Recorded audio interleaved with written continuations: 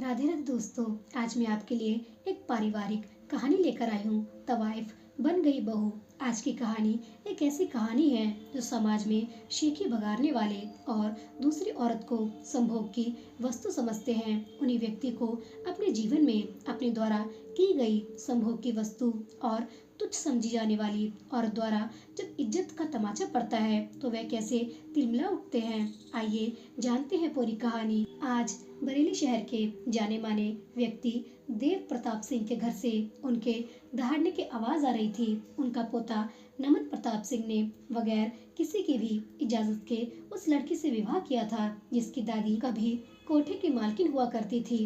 रंगीली by, हाँ यही नाम था, और देव प्रताप सिंह के जमाने की बहुत नामी बाई हुआ करती थी जिसकी नथ उतारने का सौभाग्य देव प्रताप को मिला था और जिसको देव प्रताप सिंह ने अपनी मर्दानगी और ठाकुरों की शान समझते थे। उसी रंगीली बाई की पोती से शादी कर घर में दाखिल हुआ था। नमन प्रताप सिंह के पिता नागेंद्र प्रताप सिंह भी खामोश खड़े थे क्योंकि आज तक घर में किसी की भी हिम्मत न हो पाई कि कोई भी देव प्रताप सिंह के सामने को बोल सके। घर के सभी सदस्य खामोश, बस खामोश थे। तभी देव प्रताप सिंह की धर्मपत्नी ने कहा, जाने दीजिए, छोड़िए, अब घर का बेटा शादी कराया है तो उसका हम सबको दिल से स्वागत करते हैं जी।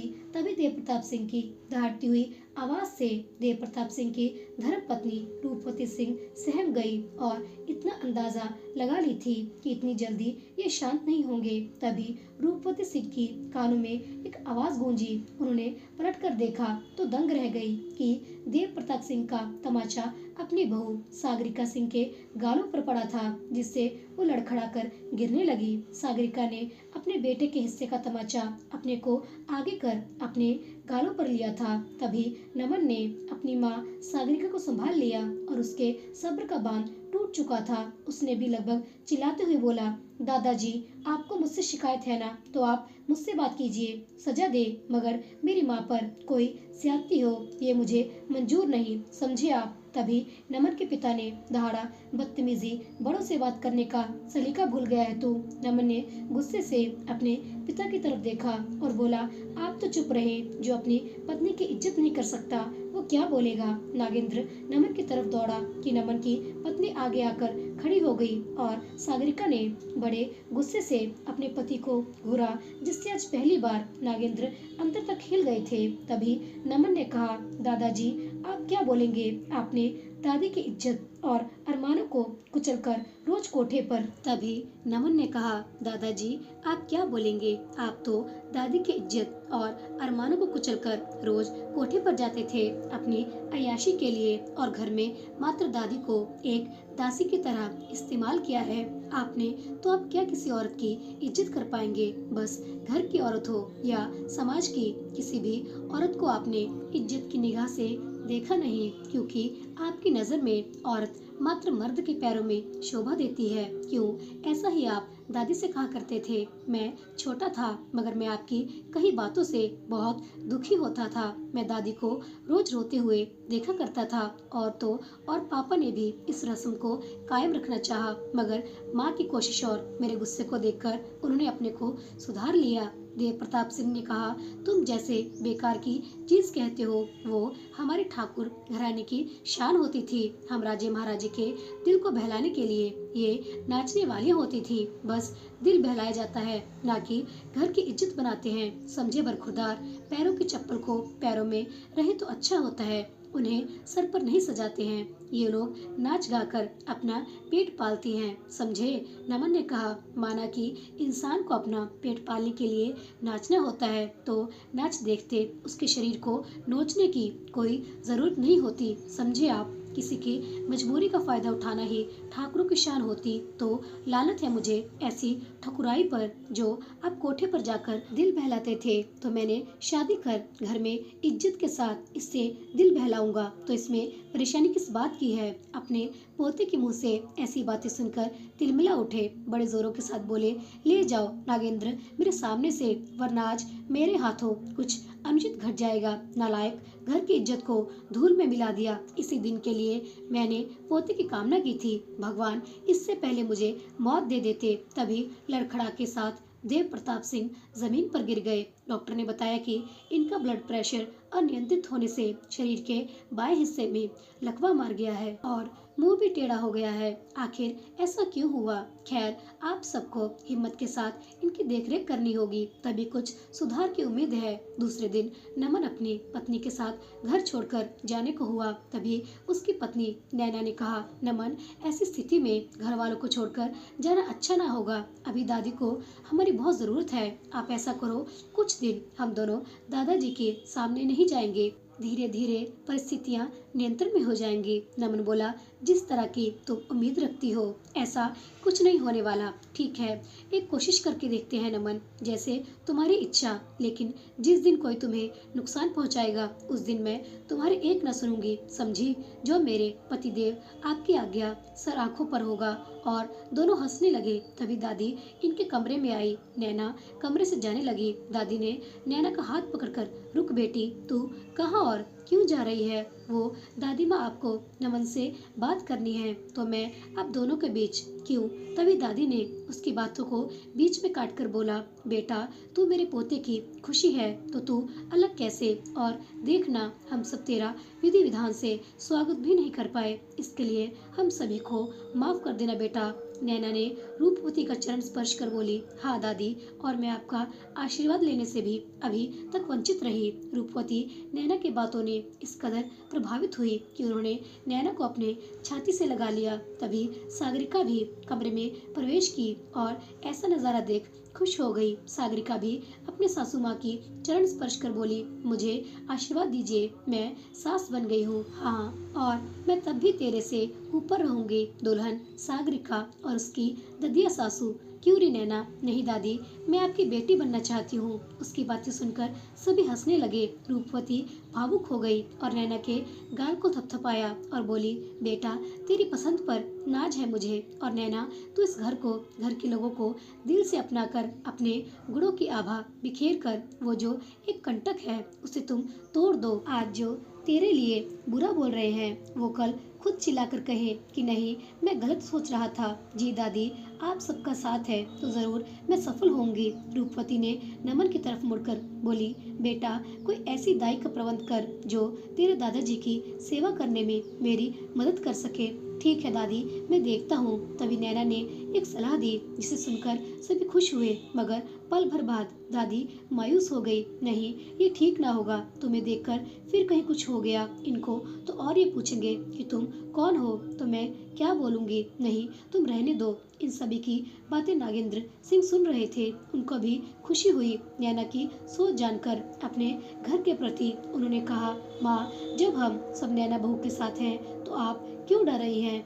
हम सभी संभाल लेंगे, आप फिक्र ना करिए। ठीक है बेटा, तुम सबकी यही मर्जी है तो ठीक है, रूपवती बोली। और हाँ दुल्हन सागरिका, आज अच्छा दिन है तो बहू को अपने घर के रीति रिवाज के अनुसार कुछ मीठा बनवा लो। देवी माँ को भोग लगवा लेना। ये ठीक होते तो कुछ और बात होती।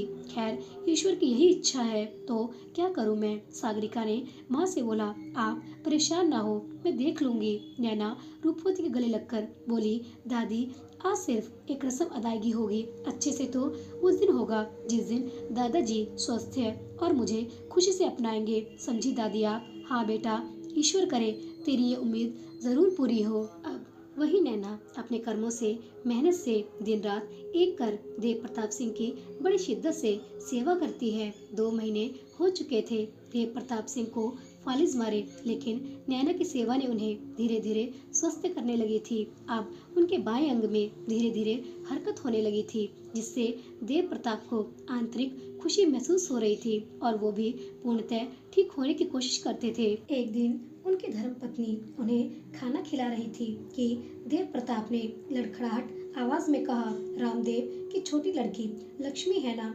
उन्होंने सामने घूंघट में खड़ी स्त्री की तरफ इशारा कर बोली। ये सुनकर रूपवती सकते में आ गई, क्योंकि ऐसे प्रश्न की उम्मीद न थी। इन्हें कैसे पता? क्योंकि जब ये अर्धबेहोश की स्थिति में थे तभी लक्ष्मी यानी नैना काम कर रही थी। तभी रूपवती के दिमाग ने झटके के साथ उत्तर दिया, बेहोश थे तो क्या? सभी बातें सुनते तो थे ही, भले ही जवाब नहीं दे पाते थे, मगर दिमाग तो अपना काम करता ही था। उन्हें और कुछ सोचकर अभी जवाब देती कि तभी नैना ने हाँ में सिर हिलाया। देव प्रताप सिंह ने उसे और करीब आने को कहा और अपना चेहरा दिखाने की इच्छा जाहिर की कि नैना और रूपवती दोनों को डर सताने लगा। अब क्या होगा? इतने में नैना के ससुर ने आकर कहा, नहीं पिताजी, वो लक्ष्मी ने आपके अस्वस्थता को जानकर इसने अपने आप में एक वादा किया है कि मैं पर्दे में रहकर बड़े दादा ठाकुर की सेवा करूंगी, साथ ही साथ मौन भी रहूंगी। जिस दिन बड़े दादा ठाकुर स्वस्थ हो जाएंगे उस दिन ही मैं आप सबसे बात करूंगी और आप सबसे इनाम लूंगी। हमने इसे आश्वस्त कर दिया है कि ठीक है। क्यों पिताजी, मैंने कोई गलती की है क्या?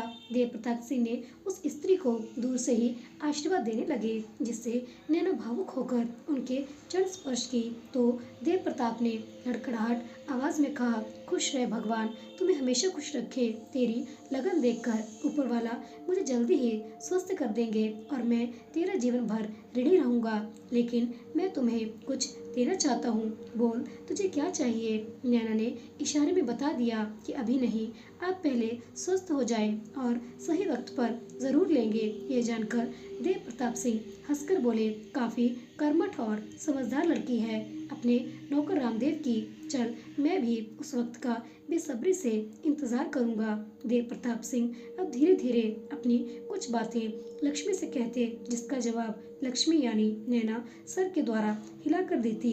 एक दिन वो देव प्रताप सिंह के पैरों की मालिश कर रही थी कि देव प्रताप ने लक्ष्मी से पूछा, सुन बेटा, क्या तू बता सकती है कि नमन मेरा नालायक पोता घर में है कि घर छोड़कर चला गया है? ये सुनकर नैना थोड़ी विचलित हुई, मगर अपने को संयत कर सर हिलाया कि मैं नहीं जानती हूँ। तो उन्होंने कहा, इस दादा का एक काम करेगी, तू घर में घूमकर देख लेना और मुझे बता देना, लेकिन ये बात घर के किसी सदस्य को पता न चले, समझी? जी में सर हिलाया लक्ष्मी ने। तभी अचानक से फिर देव प्रताप बोले, और वो बुढ़िया जो है ना, अरे वही मेरी धर्म पत्नी, उसे तो भनक भी नहीं लगनी चाहिए, इसका तू ख्याल रखना, समझी? जी लक्ष्मी ने सर हिलाया। अब तू जा, मैं भी आराम करूंगा और तू भी आराम कर ले, थक गई होगी। लक्ष्मी कमरे से बाहर आने लगी, लेकिन पीछे मुड़कर देखी।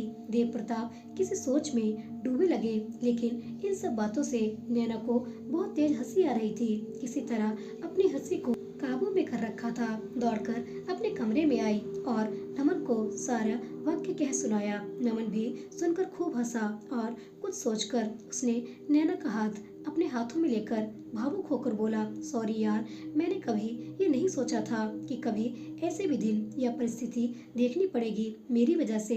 अरे तुम क्यों इतना खुद को कोस रहे हो? देखो, मैंने भी इतना मजेदार परिस्थिति के बारे में कहाँ सोचा था। जानते हो, नमन जितना दादाजी कठोर दिखाते हैं अपने आप को, उतने हैं नहीं, उनका दिल बहुत साफ है। नमन उदासी हंसी हंसकर बोला, तुम भी ना मालूम किस मिट्टी की बनी हो कि हताश होने के बजाय, विपरीत परिस्थिति में भी मुस्कुराने की बजाय ढूंढ लेती हो। मुझे तुम पे गर्व है लक्ष्मी। अरे नहीं नैना, और हंसने लगा। फिर दोनों काफी देर तक बातें करते रहे। रूपवती ने कहा कि क्या बात है, मुझे भी बताओ, किस बात पर हंसी आ रही है तुम दोनों को? नमन हंसते हुए बोला, जानती है दादी, आपको दादाजी बुढ़िया कहते हैं। क्या वो मुझे बुढ़िया कह रहे थे? अभी उनकी खबर लेती हूँ। अपने क्या है, जवान समझते हैं, बूढ़ों कहीं के। अगर हम बुढ़िया हो तो वो मेरे बूढ़ों हैं। चल, अच्छा लगा, अब हम दोनों एक दूसरे को इस नाम से पुकारेंगे। चल, अच्छी बात है। शायद उनका गुस्सा धीरे धीरे कम हो रहा है, लेकिन तब तक तुम ना जाना जब तक तड़प कर ना बुलाएं, समझे नमन?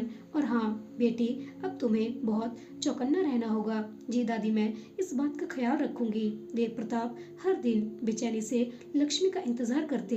उनके दिल का लक्ष्मी के साथ एक अजीब सा रिश्ता, नहीं ये कहना अतिशयोक्ति ना होगा, बल्कि बड़ा ही मीठा और प्यारा रिश्ता जुड़ गया था। अक्सर रूपवती से लक्ष्मी के गुणों की प्रशंसा करते थे, जिसे सुनकर रूपवती खुशी महसूस करती थी और मन ही मन प्रार्थना करती थी कि हे भगवान, जैसे इस वक्त इनकी स्थिति है वैसे उस दिन भी रखना जब नैना सामने आए तो कुछ अनहोनी न करना भगवान। मुझे मेरा भरा पूरा परिवार चाहिए। देव प्रताप ने लक्ष्मी से कहा। क्यों रे छोटी ठकुराइन, तुझसे बातचीत करती है? लक्ष्मी ने सर हिलाया। हाँ मैंने अपनी बेटी जैसी बहू पर हाथ उठा दिया था ना, मुझसे बहुत गुस्सा होगी, तभी तो इतने दिनों से मुझसे मिलने न आई। तो उससे कहना कि मैं उसका ससुर देव प्रताप मिलने को बुलाया है। खैर तू रहने दे, तू भी ना मालूम कौन सा मौन व्रत धारण कर ली हो। ना मैं तुमसे ठीक से बात कर पाता हूँ, ना ही तू ठीक से मेरे प्रश्नों का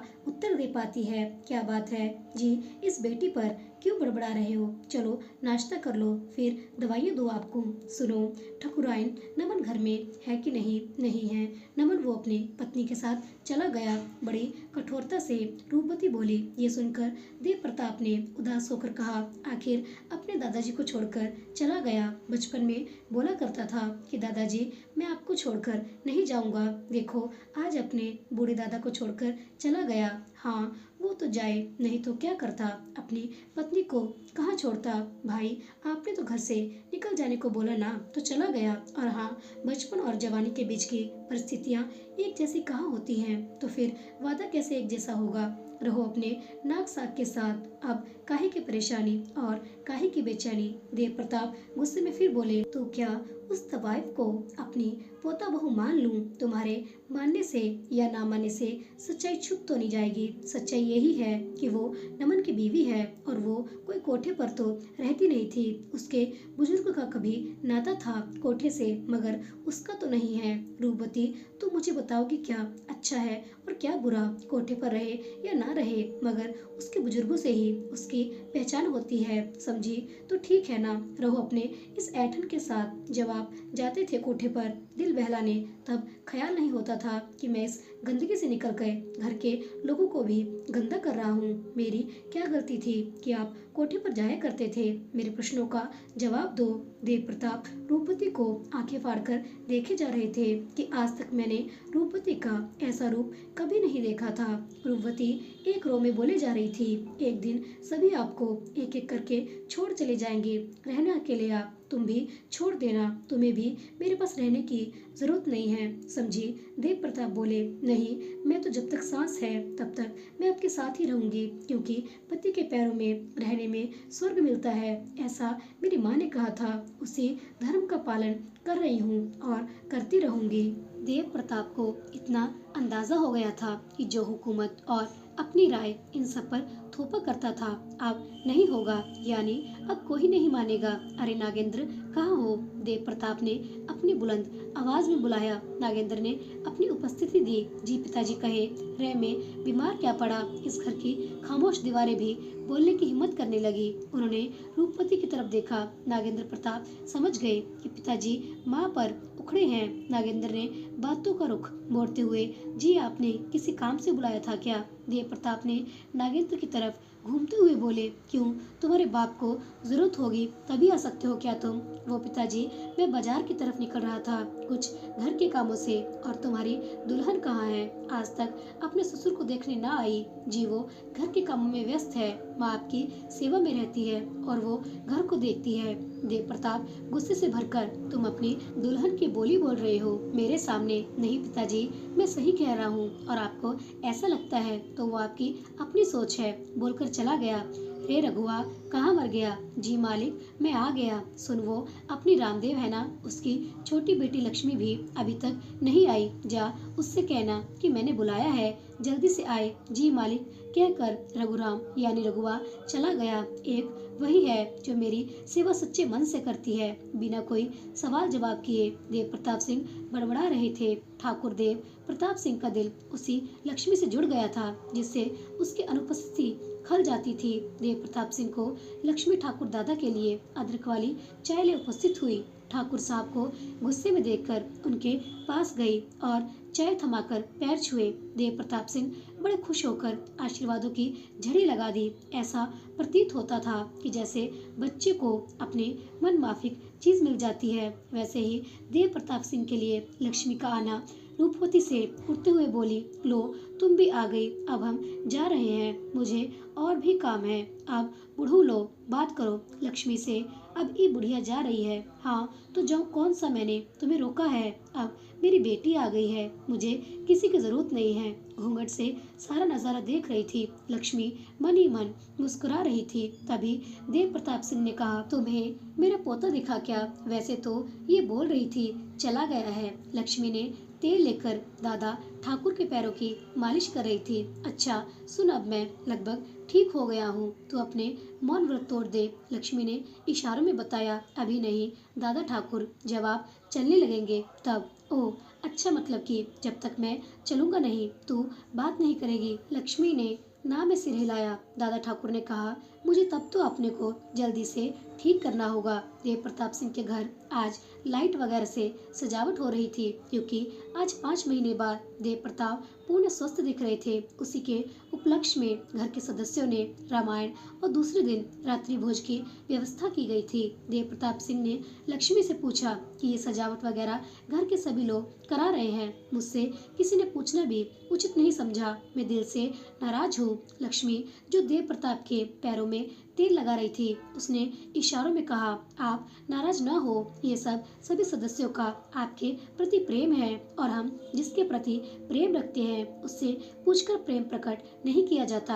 आप स्वस्थ हो गए, इससे घर का हर एक सदस्य खुश है और रामायण के द्वारा ईश्वर का धन्यवाद करना चाहते हैं, तो आपको उनके प्रेम और समर्पण का सम्मान करना चाहिए। अरे वाह, रामदेव की छुटकी बिटिया तो बड़ी ही समझदार और सुशील है। ये सब तेरे माँ बाप ने सिखाया है ना। मुझे आज खुशी है इस बात की कि आज तू अपना मौन व्रत तोड़ेगी और मैं तुझसे बातें कर सकूंगा। लक्ष्मी ने हाँ में सिर हिलाया और मन से अपने को आने वाली परिस्थिति के लिए तैयार करने में जुट गई। दोस्तों, इसके आगे की कहानी सुनने के लिए कृपया इसका भाग 2 देखें। धन्यवाद।